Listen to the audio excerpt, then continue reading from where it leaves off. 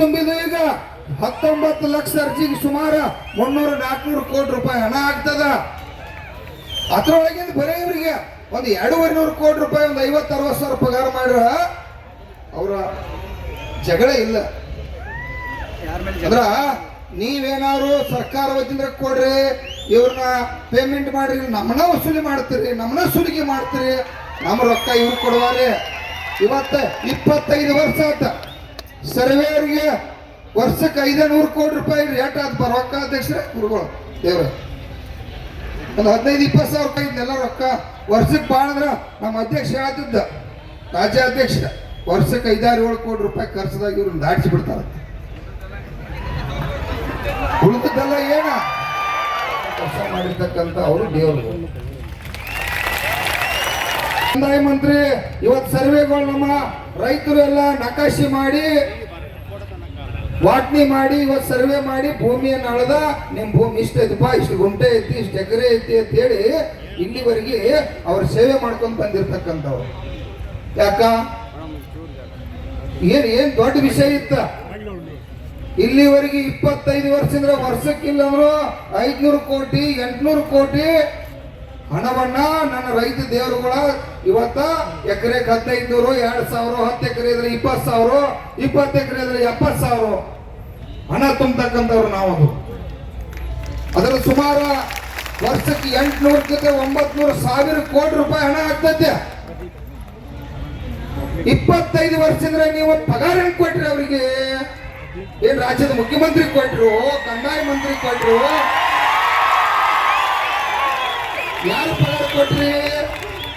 ನನ್ನ ರೈತ ದೇವರುಗಳು ಅವ್ರ ಪಾಪ ಸರ್ವೆಗಲ್ಲಿ ಅರ್ಜಿಗೆ ರೊಕ್ಕ ತುಂಬಿರ್ತಾರೋ ಅದ್ರೊಳಗಿಂದ ಹೆಂಗ್ ಅಡ್ಜಸ್ಟ್ ಮಾಡಿ ಕೊಟ್ಟಿರಿ ಅನ್ನೋದು ಇವತ್ತಿನವರೆಗೆ ನಿಮ್ಮದು ಅಡಿಟ್ ಕೂಡ ಇಲ್ಲ. ಏನಿದೆ ಅರ್ಜಿಗಳು? ನನ್ನ ರೈತ ದೇವರುಗಳು ಒದ್ದಾಡಿ ಸಾಯತ್ತವ. ಸರ್ವೆ ಆಗಿಲ್ಲ, ನಕಾಶೆ ಆಗಿಲ್ಲ, ವಾಟ್ನಿ ಆಗಿಲ್ಲ, ಅಲ್ಲಿ ಬಡದಾಟ ಹಚ್ಚಿ 10-6 ಕಡೆ ಮರ್ಡರ್ ಆಗಿದವ. ಅದಕ್ಕೆ ಕಾರಣ ಯಾರ? ಈ ರಾಜ್ಯದ ಮುಖ್ಯಮಂತ್ರಿ, ಕಂದಾಯ ಮಂತ್ರಿ. ಇವ್ರನ್ನ ಕಾಯಂಗೊಳಿಸ್ಕೊಂಡ ಮಾಡ್ಕೋಬೇಕು. ಒಂದು ಒತ್ತಾಯ, ಮೊದಲನೇ ಒತ್ತಾಯ ಇಲ್ಲ, ತಕ್ಷಣ ಇವರಿಗೆ 60-70 ಸಾವಿರ ರೂಪಾಯಿ ನಿಮ್ಮದ ದಾಖಲಾತಿ ಐತಿ, ಪೇಮೆಂಟ್ ಫಿಕ್ಸ್ ಮಾಡಬೇಕು. ನಾಳೆ ಬೆಳಿಗ್ಗೆ ಕೆಲಸ ಸ್ಟಾರ್ಟ್ ಆಗಬೇಕು. ಎಲ್ಲ ಸಲವತ್ತುಗಳು ಅವ್ರು ಕೊಡ್ತಕ್ಕಂಥದ್ದು ಕೊಡಬೇಕು ಅನ್ನೋಂಥ ಒತ್ತಾಯ ಐತಿ. ಇದನ್ನ ಬಿಟ್ಟ ನೀವೀಗ ಬಂದಿರಿ, ನೀವು ನಮ್ಮೆಲ್ಲ ಈ ರೈತರ ಮತ್ತು ನಿಮ್ದೇನು ಸರ್ವೆ ಮಾಡ್ತಕ್ಕಂಥ ಈ ಭೂಮಾಪಕರದ ಮೇಲೆ ನಿಮ್ಗೆ ಅಭಿಮಾನ ಇತ್ತಂದ್ರ, ನಿಮಗೆ ಸರ್ಕಾರದಿಂದ ಒಳ್ಳೆ ಸಂದೇಶ ತಂದ, ನಾಳಿಂದ್ರ ನಿಮಗೆ ಕಾಯಂಗೊಳಿಸೋದಪ್ಪ, ಪೇಮೆಂಟ್ ಇಷ್ಟು ಫಿಕ್ಸ್ ಐತಿ, ನಿಮಗೆಲ್ಲ ಇವು ಸಲವತ್ತುಗಳು ನಿಮ್ಮೆಲ್ಲ ಬಗೆಹರಿಸ್ತು ಅಂತ ಹೇಳ್ರಿಪ್ಪ ಅಂತಂದ್ರೆ ನಿಮಗೆ ಸಂತೋಷ ಐತಿ. ನೀವು ಏನೇನು ಸಲವತ್ತುಗಳನ್ನ ಹೇಳಿ ಹೋಗ್ತಕ್ಕಂಥದ್ದು ಅವಕಾಶ ಕೊಡ್ತು. ದಯವಿಟ್ಟು ನೀವು ಸ್ವಾಭಿಮಾನದೆ ಇವ್ರ ಪೇಮೆಂಟ್ ಫಿಕ್ಸ್ ಮಾಡಲ್ದ, ನಮ್ಮ ನಾಳೆ ಸರ್ವೆ ಚಾಲೂ ಮಾಡಲ್ದ ನೀವು ಹಾದಿರಿ ಅಂತಂದ್ರೆ ನಿಮ್ಮ IAS ಅಧಿಕಾರಿಗಳಿಗೆ ಬೆಲೆ ಅವಮಾನ, ಬೆಲೆ ಇರಲಿಲ್ಲ. ಇಷ್ಟ ನೋಡ್ರಿ, ನನಗೆ ಮುಖ್ಯಮಂತ್ರಿ ಬೇಕನ್ನಂಗಿಲ್ಲ ನಾವು ಗುರುಗಳು. ಯಾಕ್ರಿ ನಮಗೆ ಪರಮೇಶ್ವರ್ ಸಾಹೇಬ್ ಮುಖ ನೋಡ್ಬೇಕನ್ನವ್ರಲ್ಲ, ಯಾರು ನೋಡ್ಬೇಕನ್ನವ್ರಲ್ಲ. ನಾವು ನಮಗೇನೈತಿ ನ್ಯಾಯ ಸಿಗ್ಬೇಕು. ಇಲ್ಲ ಅಂದ್ರೆ ಸರ ನಾವಿವತ್ತು ತೀರ್ಮಾನ ಮಾಡಿದ್ವು. ಏನ್ ತೀರ್ಮಾನ ಮಾಡಿದ್ವು ಅಂತಂದ್ರ, ನೀವೇನಾರ ಹೇರಾಪೇರ ಮಾಡಿ ಇದನ್ನ ಸಮಾಧಾನ ಮಾಡುವಂಥದ್ದು ಮಾಡಿರಪ್ಪ ಅಂದ್ರ ನಾವೆಲ್ಲರೂ ಬೇಕಾದ್ರೆ ನಾವು ಪೊಲೀಸ್ ಅಂತಂದ್ರೆ ನಮ್ಮನ್ನ ಗುಂಡಿಟ್ಟು ಕೊಲ್ಲೆ, ಭೂಮಾಪಕರನ್ನು ಕೊಲ್ಲೆ ಹೋಗ್ಲೇಮೆ, ಈ ಜಗತ್ತಿಗೆ ಗೊತ್ತಾಗಿಲ್ಲ ಒಮ್ಮೆ. ಇಲ್ಲ ಅಂತಂದ್ರ ನಮ್ಮನ್ನ ಜೈಲ್ನಾಗ ಇಟ್ಟರೆ ಸರ್ಕಾರ ನಡೆಸಿ ತಲೆ ಅಡ್ಡಾಯ್ತು. ಒಂದು ಸಣ್ಣ ಎಕ್ಸಾಂಪಲ್ ಸರ್, ನಂದು ನಾನು ಹೇಳ್ಕೊತಾ ಇದ್ದೀನಿ ಅಂತಲ್ಲ ಸರ್. 53 ವರ್ಷ, ನನ್ಗೆ 53 ಇಯರ್ಸ್ ಸರ್. ನಂಗೆ ಹಾರ್ಟ್ ಅಟ್ಯಾಕ್ ಆಯ್ತು ಸರ್. ನಾನು ಈ ಸಂಘಕ್ಕೆ ನಿಕಟಪೂರ್ವ ಅಧ್ಯಕ್ಷ. ಈಗ ನನಗೆ ಗೌರವ ಕೊಟ್ಟು ಗೌರವಾಧ್ಯಕ್ಷ ಅಂತ ಮಾಡಿ ಇಟ್ಕೊಂಡಿದ್ದಾರೆ. ಹಾರ್ಟ್ ಅಟ್ಯಾಕ್ ಆಯ್ತು ಸರ್. ಹಾಸ್ಪಿಟ್ಲಲ್ಲಿ ಅಡ್ಮಿಟ್ ಆದೆ. ಬ್ಲಾಕೇಜಸ್ ಆಗಿದೆ. ಅದು ಒಂದು ವಾಲು ಬ್ಲಾಕೇಜ್ ಆಗ್ತಿದೆ. ನಮ್ಮಲ್ಲಿ ಗವರ್ಮೆಂಟ್ ಹಾಸ್ಪಿಟಲ್ ಅಲ್ಲಿ ಬ್ಲಾಕೇಜಸ್ ರಿಮೂವ್ ಮಾಡೋ ಸಿಸ್ಟಮ್ ಇಲ್ಲ ಸರ್. ಬೆಂಗಳೂರಿಗೆ ಬರಬೇಕು ಜೈದಾವಾಗ. 1311 ಟೋಕನ್ ಸರ್. ಮನೆಯಲ್ಲಿ ಸತ್ತೋಗ್ತಾರೆ ಅಂತ ಭಯ ಬಿದ್ರು ಸರ್. ಅಲ್ಲೇ ಪಕ್ಕದಲ್ಲೇ ಕೋಲಾರ ಜಿಲ್ಲೆ ಸರ್. ಯಾವುದೋ ಒಂದು ಹಾಸ್ಪಿಟ್ಲಿಗೆ ಸೇರಿದಾಗ ಟ್ರೀಟ್ಮೆಂಟ್ ಹೋದಾಗ ಅವರು ಒಂದು ಬಿಲ್ ಕೊಟ್ಟರು ಸರ್, 3,80,000 ರೂಪಾಯಿ. ನಿಮ್ಮ ಹತ್ರ ರೇಷನ್ ಕಾರ್ಡ್ ಇದೆಯಾ ಅಂತ. ಹ್ಞೂ ಸರ್ ಇದೆ. ಯಾವುದು ಅಂದರೆ APL ಇದೆ ಸರ್. BPL ತಗೊಬನ್ನಿ. ನಾನು license surveyor sir, government surveyor ಅಲ್ಲ. I am not a government employ. ಹೋಗಿ BPL ಕಾರ್ಡ್ ಕೇಳಿದ್ರೆ ನೀನ್ ಲೈಸೆನ್ಸ್ ಸರ್ವೇಯರ್ ಕೊಡೋಕ್ ಬರೋದಿಲ್ಲ, ಗೆಟ್ ಔಟ್ ಅಂತ. ಡಿಪಾರ್ಟ್ಮೆಂಟ್ ಅಲ್ಲಿ ಇಲ್ಲಿ 3 ಜನನ ಫಸ್ಟ್ ನೀವು ತೆಗೀರಿ ಸರ್. ಹೆಡ್ ಆಫೀಸ್ ಅಲ್ಲಿರೋ 3 ಜನನ ಕಿಕ್ ಔಟ್ ಮಾಡಿ ನೀವು ದಯವಿಟ್ಟು. ನಿಂತಿದ್ರೆ ಮಾತ್ರ ನಿಮಗೂ ಕೆಟ್ಟ ಹೆಸರು ತಂತಾರೆ ಸರ್. ಲೈಸೆನ್ಸ್ ಸರ್ವೇರ್ಗೆ ಆಲ್ರೆಡಿ ಕೆಟ್ಟ ಹೆಸರು ತಂದು ನಮ್ಮೆಲ್ಲ ಜೀವನ ಬರ್ಬಾದ್ ಮಾಡಕ್ ಕೊಟ್ಟಿದ್ದಾರೆ. ಮಾರಿ ಮುತ್ತು ಹೋಗ್ಬೇಕು, ಲೈಸೆನ್ಸ್ ಸರ್ವೇರ್ ಒಳ್ಳೇದಾಗಬೇಕು ಸರ್. ಫಸ್ಟ್ ನಂದು ಯಾರ ಕಂಟ್ರೋಲ್ ಅಲ್ಲಿ ಇದೆ ಅನ್ನೋದು ದಯವಿಟ್ಟು ನೀವು ಅರ್ಥ ಮಾಡ್ಕೊಂಡು ಸಮಾಲೋಚನೆ ಮಾಡಿ ನೀವು ದಯವಿಟ್ಟು ಒಂದು ಯಾವ್ದಾದ್ರು ಒಂದು ತೀರ್ಮಾನ ಮಾಡಿ ಸರ್. ನಮ್ಗೆ ಒಬ್ಬ ಸಮನ್ವಯ ವ್ಯಕ್ತಿ, ಮಾನವೀಯ ಮೌಲ್ಯ ಉಳ್ಳಂತ ವ್ಯಕ್ತಿ, ತಾನೇನ್ ಬೇಕಾದ್ ಮಾಡ್ಲೇಬಹುದು ಅಂತಕ್ಕಂಥ ವ್ಯಕ್ತಿ ಏನ್ ಬೇಕಾದ್ರೂ ಸಾಧಿಸ್ಬೋದು ಸರ್. ಆ ಗುಣ ನಿಮ್ಮಲ್ಲಿದೆ. ನಮ್ಗೆ ಅನುಕೂಲ ಮಾಡ್ಕೊಡಿ ಸರ್. ಒಂದು ಟ್ರೈನಿಂಗ್ಗಳು ಅಂತ ಕೊಡ್ತಾರೆ ಸರ್. ಅಮ್ಮ ಹೇಳ್ತಾ ಇತ್ತು 4 ತಿಂಗಳು, 58 ವರ್ಷ ನಮ್ಮ ಅಧ್ಯಕ್ಷಿಗೆ 4 ತಿಂಗಳು ಎಲ್ಲ ಹೋಗಿರ್ತಾರೆ. ಬನ್ನಿ ಟ್ರೈನಿಂಗ್ ಮಾಡೋ ಅಂದ್ರೆ ನಮ್ ದುಡ್ಡು ಖರ್ಚು ಮಾಡ್ಕೊಂಡು ಟ್ರೈನಿಂಗ್ ಮಾಡೋಂಥದ್ದು ಯಾವ ಸೌಲಭ್ಯ ಸರ್? 6 ತಿಂಗಳು ರಜಾಕ್ ಹೋಗ್ತಾರೆ ಗೌರ್ಮೆಂಟ್ ಸರ್ವೇರು. ಯಾವ ಟ್ರೈನಿಂಗ್ ಕೊಡ್ತೀರಾ ಸರ್? ಅವ್ರಿಗೆ 60,000 ರೂಪಾಯಿ ಪಗಾರ ಕೊಡ್ತೀರಾ? ಯಾವ ಸರ್ ಇದು ವ್ಯವಸ್ಥೆ? ನೀವು ಹೇಳಿರಿ ಜಿಲ್ಲಾಧ್ಯಕ್ಷನೆಲ್ಲ ಕರೆದು ಕೇಳಿದ್ವಿ. ಗೌಡ್ರು ಯಾರು ಜಿಲ್ಲಾಧ್ಯಕ್ಷರು ಸುತಾರಾಮ್ ಒಪ್ಲಿಲ್ಲ ಸರ್. ನಾವು ಸ್ಟ್ರೈಕೆ ಮಾಡ್ತೀವಿ, ನಮ್ಮ ಜೀವನ ಹಿಂಗೆ ಹೋಗ್ಲಿ ಅಂದ್ರು ಸರ್. ಮೆಸೇಜ್ ಆಗ್ತದೆ ಸರ್ ಗ್ರೂಪ್ ಅಲ್ಲಿ, ರಾಜ್ಯಾಧ್ಯಕ್ಷರೇ ಮಕ್ಕಂಡಿದ್ದೀರಾ, ಎದ್ದೋಳಿ, ಬೇಗ ಎದ್ದೋಳಿ ಅಂತ ಹಾಕ್ತಾರೆ ಸರ್. ನಾವು ಮಾಡ್ತಿರೋದು ಯಾರಿಗೂ ಗೊತ್ತಾಗಲ್ಲ. ಇದು ಮುಂದೆ ನಾವು ತೋರಿಸ್ಬೇಕು ಅಂದ್ರೆ ನಮ್ಗೆ ಏನಾದ್ರೂ ಒಂದು ಒಳ್ಳೇದು ನೀವು ಮಾಡ್ಕೊಡಿ ಸರ್. ನಿಮ್ ನೋವು ನನ್ಗೆ ಅರ್ಥ ಆಗುತ್ತೆ. ನೆನ್ನೆ ಕರೆದು ಹೇಳಿರಿ ನನ್ನ ಲೆವೆಲಲ್ಲಿ ಏನಿದೆ ನಾನು ಮಾಡ್ಬೋದು ಸರ್ಕಾರಕ್ಕೆ ಅಂತದ್ದು ಸರ್. ನಿಮ್ಮಿಂದ ಸರ್ಕಾರ ಸರ್, ನಮ್ಮಿಂದ ಸರ್ಕಾರ. ಒಬ್ಬ ಮುಖ್ಯಮಂತ್ರಿ RM ಯಾರಿರ್ಲಿ, ಸಿದ್ದರಾಮಯ್ಯನವರು ಇದೇ ಸರ್ವೆ ಡೇ ಒಳಗೆ ನಿಂತ್ಕೊಂಡು ವಿಧಾನಸೌಧದ ಮುಂದೆ ಪರವಾನಗಿ ಭೂಮಾಪಕರ ಸಂಘಕ್ಕೆ ಅಂತ ನಾವು ಕೂಗಿದಾಗ ಎಷ್ಟು ಜೋರ ಘೋಷಣೆ ಬರುತ್ತೋ ಅಷ್ಟು ಚೆನ್ನಾಗಿ ಎಲ್ಲಾ ಲೈಸೆನ್ಸ್ ಸರ್ವೇರ್ನು ನಾವು ಕಾಯಂ ಮಾಡ್ಕೊಂತೀನಿ, ಗಂಭೀರ ಚಿಂತನೆ ನಡೆಸಿದೀನಿ ಅಂತ ಹೇಳಿ ಭಾಷೆ ಕೊಟ್ಟರು ಸರ್. ಎಲ್ಲೋ ಒಂದು ಆಸೆ ಹುಟ್ಟಿತು ನಾವು ಪರ್ಮನೆಂಟ್ ಆಗ್ತೀವಿ ಅಂತ ಹೇಳಿ. 10 ಸರಿ ಫೈಲ್ ಇಟ್ಕೊಂಡು ಹೋದ್ವಿ ಸರ್. ಅವ್ರ ಮುಂದಕ್ಕೆ ನಮಗೆ ಬಗೆಹರಿಸ ಕೆಲಸ ಮಾಡ್ಲಿಲ್ಲ. ಆ ಪರಮಾತ್ಮ ಕೃಷ್ಣ ಬೈರೇಗೌಡ ಸಾಹೇಬ್ರು 3 ತಿಂಗಳಾಯ್ತು ಅಪಾಯಿಂಟ್ಮೆಂಟ್ ಕೊಡಕ್ ನಮ್ಗೆ. ಹೋಗಿ PSC ಕೊಟ್ವಿ, ಎಲ್ಲಾರ್ಗು ಕೊಟ್ವಿ, ನಮ್ಗೆ ಅಪಾಯಿಂಟ್ಮೆಂಟ್ ಕೊಡ್ಲಿಲ್ಲ. ಅದ್ಯಾವ ಅಧಿಕಾರಿ ಅದೇನ್ ಕಿವೆ ಚುಟ್ಬಿಟ್ಟು ನಾವು ಮಾರಂಗೆ ಗೊತ್ತಿಲ್ಲ ಸರ್. ಲೈಸೆನ್ಸ್ ಸರ್ವೇರ್ ಅಂದ್ರೆ ಮಲತಾಯಿ ಮಕ್ಳು ತರ ನೋಡಕ್ ನಿಂತ್ಕೊಂಡ್ಬಿಟ್ರು. ಕೆಲಸ ಮಾಡ್ತಿದ್ದಾರೆ. ಒಂದು ಸರ್ಕಾರದಲ್ಲಿ D ಗ್ರೂಪ್ ಹುದ್ದೆಗೆ ಸರ್ಕಾರದಲ್ಲಿ ಒಂದು ಫೈಲ್ನ ಈ ಕಡೆಯಿಂದ ಎತ್ತು ಈ ಕಡೆ ಗಿಡೋರ್ಗಿರೋಂಥ ಫೆಸಿಲಿಟೀಸ್ಗೂ ನಮ್ಗಿಲ್ಲ ಸರ್. ಮೆಟರ್ನಿಟಿ ಲೀವ್ ಅಂತಾನೂ ಇಲ್ಲ. ಮೆಟರ್ನಿಟಿ ಹೋಗಿದ ತಕ್ಷಣನೇ ನಮಗೆ ಟ್ರೈನಿಂಗ್ ಮುಗಿಸೇ ಬರಬೇಕು ಅಂತ ಇವರು ರೂಲ್ಸ್ ಅಲ್ಲಿ ನಮ್ಮನ್ನ ನೇಮಕಾತಿ ಮಾಡ್ಕೋಬೇಕಾದ್ರೆ 3 ತಿಂಗಳಿಗಿಂತ ಯಾರು ಜಾಸ್ತಿ ರಜನ ತಗೋತಾರೋ ಅವ್ರು ಟ್ರೈನಿಂಗ್ ಹೋಗ್ಬೇಕು. ಮೆಟರ್ನಿಟಿ ಲೀವ್ಗೆ ವಿತ್ ಸ್ಯಾಲ್ರಿ D ಗ್ರೂಪ್ ಹುದ್ದೆಗೂ ಕೂಡ ಸರ್ಕಾರದಿಂದ ಪ್ರೊವೈಡ್ ಮಾಡ್ತಾರೆ ಸರ್. ಅದ್ಯಾವುದು ನಮ್ಗೆ ಇಲ್ಲ ಸರ್. ನಾವೆಲ್ಲ ಹೆಣ್ಮಕ್ಳಲ್ವಾ ಸರ್, ಗೊತ್ತಿಲ್ಲ ಸರ್. ನೀವೇ ಬರ್ಬೇಕು. ಅದ್ಬಸ್ತ್ಗಳಲ್ಲಿ ತುಂಬಾ ಸೂಕ್ಷ್ಮವಾದ ಅದ್ಬಸ್ತ್ಗಳಲ್ಲಿ ತುಂಬಾ ಜಗಳ ಆಗುತ್ತೆ ಸರ್. ಈ ಮಂಡ್ಯದಲ್ಲಿ ನಾನೇ ಫೇಸ್ ಮಾಡಿದೀನಿ. ಬೆಳಿಗ್ಗೆ 10 ಗಂಟೆಗೆ ಹೋದವಳು ಗುತ್ಲು ಅಲ್ಲಿ ಒಂದು ಅರ್ಜಿ ಅಲರ್ಟ್ ಆಗಿರೋದಕ್ಕೆ ಸುತ್ತಮುತ್ತ 43 ಜನ ಬಾಜುದಾರರು ಸರ್. ಒಬ್ರು ಒಪ್ಕೊಂಡ್ರೆ 3 ಜನ ಒಪ್ಕೊಳ್ಳಲ್ಲ. ಇನ್ನೊಬ್ರನ್ನ ಕನ್ವಿನ್ಸ್ ಮಾಡಕ್ಕೆ ಸರ್ ಪ್ಲೀಸ್ ಇದೇ ತರ ಇರೋದು, ನಾವು ರೂಲ್ಸ್ ಮಾಡಿ ಸಿಗ್ನೇಚರ್ ಮಾಡಕ್ ಆಗಲ್ಲ, ನಮ್ ಸೀಲ್ ಇರುತ್ತೆ, ನಮ್ಮನ್ನ ಹಿಡ್ಕೊಂತಾರೆ, ನಿಮ್ಮನ್ನ ಹಿಡ್ಕೊಳ್ಳಲ್ಲ, ದಯವಿಟ್ಟು ಅರ್ಥ ಮಾಡ್ಕೊಳ್ಳಿ ಅಂತದ್ರಲ್ಲೆಲ್ಲ ಕೊಚ್ಚಾಕ್ರಿ ಸರ್ವೇರ್ನ ಅನ್ನೋ ಸರ್. ನಮ್ದೇನು ತಪ್ಪಿಲ್ಲ, ಇರೋದನ್ನ ಇದ್ದಾಗ ಹೇಳ್ತೀವಿ. ಈ ತರದೆಲ್ಲ ಇರುತ್ತೆ, ಓಕೆ ಮಾಡೋಣ, ನಮ್ ಡ್ಯೂಟಿ ನಾವು ಮಾಡ್ತೀವಿ ಸರ್. ಸೇವಾ ಭದ್ರತೆ ಎಲ್ಲಿದೆ ಸರ್? ESF ಇದೆಯಾ? PF ಇದೆಯಾ? ಇವ್ರು ಈ ತರ ಆಗಿದೆ, ನಮ್ಮ ಹತ್ರ ಏನಾದ್ರೂ ಇದ್ದಿದ್ರೆ ನಾವು ಅದನ್ನ ಕ್ಲೈಮ್ ಮಾಡ್ಕೋಬಹುದಾಗಿತ್ತಲ್ವಾ? ಭಾರ್ಗವ್ ಸರ್ ಹೇಳಿದ್ರು ನಮ್ಗೆ ಹಾರ್ಟ್ ಅಟ್ಯಾಕ್ ಆಗಿದೆ ಅಂತ. ಅವಾಗ ನಾವು ಕ್ಲೈಮ್ ಮಾಡ್ಕೋಬಹುದಲ್ವಾ? ನಾವು ಸೇವೆ ಮಾಡ್ತಿದೀವಲ್ವಾ ಸರ್? ಸರ್ಕಾರ GS ಗಳ ತರನೇ ನಮ್ದು ನೇಮಕಾತಿ ಆಗಿರೋದು sir. Same paper, same question paper, same training. ಮನವಿ ಹೇಳ್ಕೊಂಡು ಬರ್ತಾನೆ ಇದೀವಿ ಸರ್.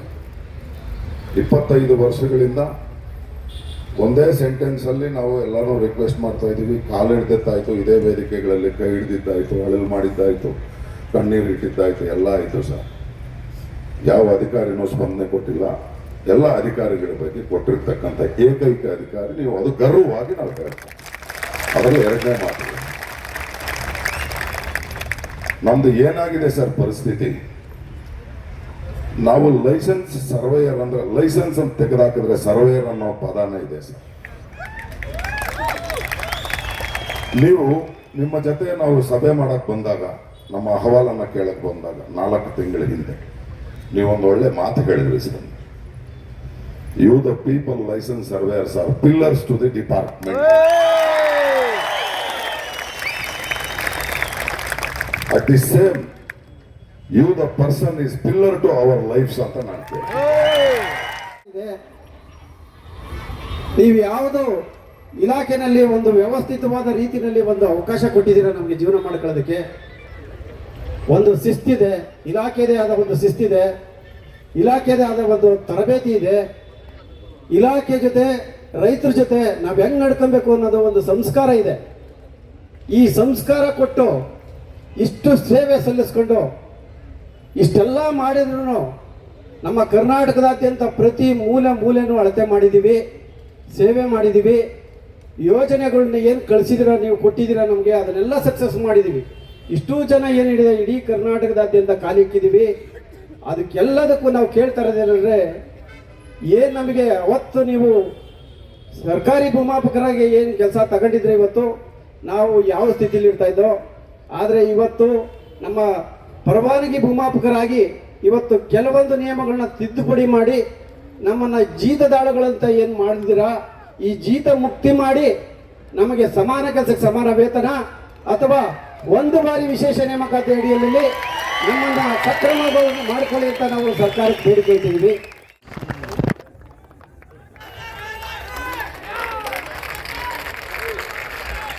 ಎಲ್ಲರೂ ಬಂದಿದ್ದರು, ಗಣ್ಯಮಾನ್ಯರು, ನಮ್ಮ ಲೈಸೆನ್ಸ್ ಸರ್ವೇಯರ್ ಅಸೋಸಿಯೇಷನ್ದು ಎಲ್ಲ ಪದಾಧಿಕಾರಿಗಳು, ಅಧ್ಯಕ್ಷರು, ರೇಯತ್ ಸಂಘದಿಂದ ಬಂದಿರುವ ಎಲ್ಲ ಮುಖಂಡರು, ಅಧ್ಯಕ್ಷರು, ಎಲ್ಲ ಪದಾಧಿಕಾರಿಗಳು, ಅದರ ಜೊತೆಗೆ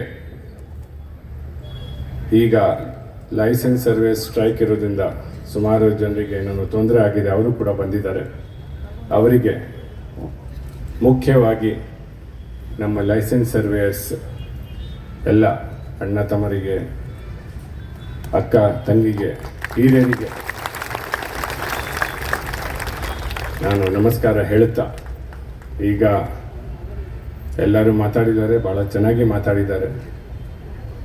ಯಾರ್ಯಾರಿಗೆ ಏನು ಕಷ್ಟ ಸುಖ ಇದೆ, ಇಶ್ಯೂಸ್ಗಳು ಇದ್ದಾವೆ, ಫೀಲ್ಡಲ್ಲಿ ಏನು ವಾಸ್ತವಿಕ ಪರಿಸ್ಥಿತಿ ಏನಿದೆ ಅಂತ ಈಗ ಕೆಲವು ಕ್ಷಣಗಳಲ್ಲಿ ಈಗ ಹೆಣ್ಮಕ್ಕಳು ಕೂಡ ನನಗೆ ಹೇಳಿದ್ದಾರೆ ಅಂತ ಏನೇನು ಸಮಸ್ಯೆ ಅವರಿಗೆ ಬರ್ತದೆ. ಅದರ ಜೊತೆಗೆ ನಮ್ಮ ಅಣ್ಣ ಸಮಾನರು ಅವರು ಕೂಡ ಬಂದಿದ್ದರು, ಅವರು ಕಷ್ಟ ಕೂಡ ಇವತ್ತು ನಾನು ನೋಡಿದ್ದೀನಿ, ನನಗೆ ಕೂಡ ಭಾಳ ನೋವು ಬರ್ತದೆ. ಈಗ ಮಾಜಿ ಅಧ್ಯಕ್ಷರು ಕೂಡ ಮಾತಾಡಿದರು, ಅದು ಕೂಡ ನನಗೆ ಭಾಳ ನೋವು ಬಂತು. ತಮ್ಮ ಸಂಘ ಇದು ಪದಾಧಿಕಾರಿಗಳ ಜೊತೆಗೆ ಮೀಟಿಂಗ್ ಆಯಿತು ಅಂದರೆ ಅದೇನೇ ನಾನು ಮಾತಾಡ್ತಿದ್ದೆ.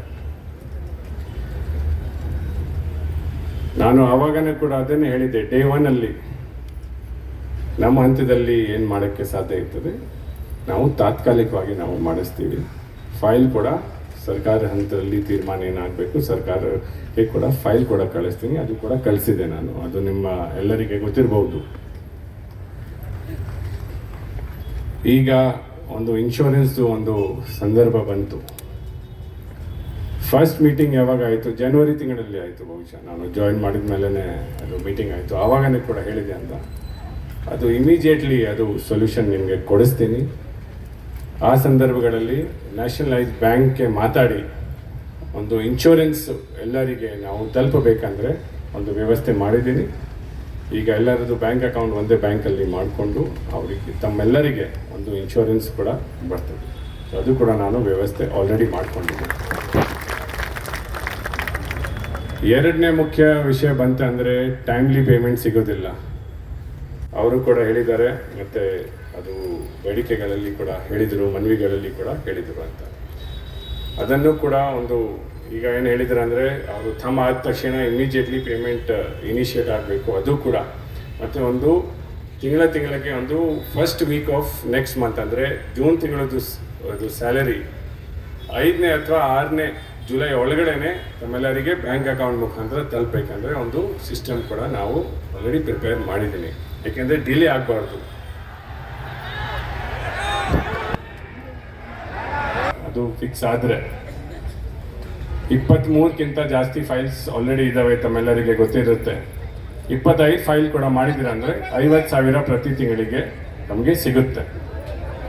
ಅದರ ಜೊತೆಗೆ ಈಗ 2 ಬೇಡಿಕೆ ಇದೆ ಅಂತ, ಒಂದು ಕಾಯಂ ಮಾಡೋಕ್ಕೆ ಮತ್ತು ಒಂದು ಸ್ಯಾಲ್ರಿ ಸ್ಟ್ರಕ್ಚರ್ ಫಿಕ್ಸ್ ಮಾಡೋಕ್ಕೆ, ಅದು ಕೂಡ ಸರ್ಕಾರ ಹಂತದಲ್ಲಿ ತೀರ್ಮಾನ ಆಗಬೇಕು.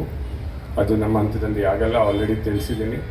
ಫೈಲ್ ವಾಪಸ್ ಬಂದಿದೆ ಅಂತ ಅದು ನಾವು ಫೈಲ್ ವಾಪಸ್ ಕಳಿಸ್ತೀನಿ. ತಮ್ಮೆಲ್ಲರಿಗೆ ಗೊತ್ತಿರುತ್ತೆ, ನಾವು ಸುಳ್ಳು ಆಶ್ವಾಸನೆ ಕೊಡೋದಿಲ್ಲ, ಆಲ್ರೆಡಿ ಗೊತ್ತಿರುತ್ತೆ ತಮ್ಮೆಲ್ಲರಿಗೆ. ಸೊ ಅದು ನನ್ನ ಕೈಯಿಂದ ಅದು ಮಾಡೋಕ್ಕೆ ಫುಲ್ ಸಾಧ್ಯ ಆಗುತ್ತೆ. ಅದರ ಜೊತೆಗೆ ವಿಶೇಷವಾಗಿ ಇವತ್ತು ಹೆಣ್ಮಕ್ಳು ತಮ್ಮ ಇದು ಕಷ್ಟ ನನಗೆ ಹೇಳಿದರು. ನಿಜವಾಗಲೂ ಒಂದು ವ್ಯವಸ್ಥೆ ನಾವು ತರಬೇಕಂದ್ರೆ ಮೆಟರ್ನಿಟಿ ಲೀವ್ಗೆ ಹೋದಾಗ ಒಂದು ಟ್ರೈನಿಂಗ್ ಆಗಬಾರ್ದು, ಅದು ಕೂಡ ತಮ್ಮ ಜೊತೆಗೆ ಸಹಮತಿ ಇದೆ.